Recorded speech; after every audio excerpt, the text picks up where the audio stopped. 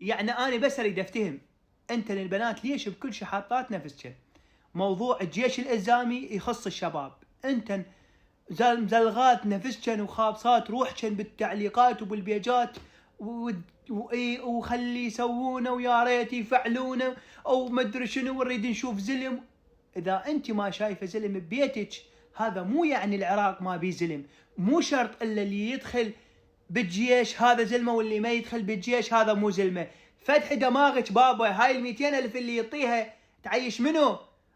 اخوك رجلك يطو 200,000 شو تكفيكم هاي؟ بس مصاريف الك ما تكفي، مصرف مال اندومي مالتش ما تكفي. انت عندك علم اكو شباب بالقطاع الخاص فاتحه مشاريع معيشه عوائل رئيس الوزراء ما يقدر يعيشهم؟ ابسط دليل هذا ابو جنه وسالم دعبول ورجال الاعمال واهل المطاعم وغيره فاتحين شركات فاتحين معامل، كم عامل مشغلينه ومتكفلين بعيشته من غير المساعدات وغيرها. من هذا ياخذوا له سنه وسنتين، هاي ال200,000 بحلق من راح يعطيها قبل ما ينزل يخلصن.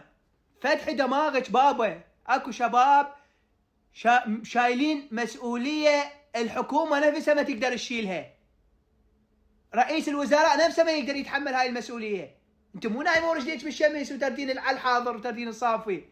فتحي دماغك، ما له علاقه الزلمه والله يدخل جيش يصير زلمه وما يدخل، هي من البدايه تربيه. اذا ماكو تربيه وماكو زلم ببيتكم هذا مو يعني كلها مو زلم.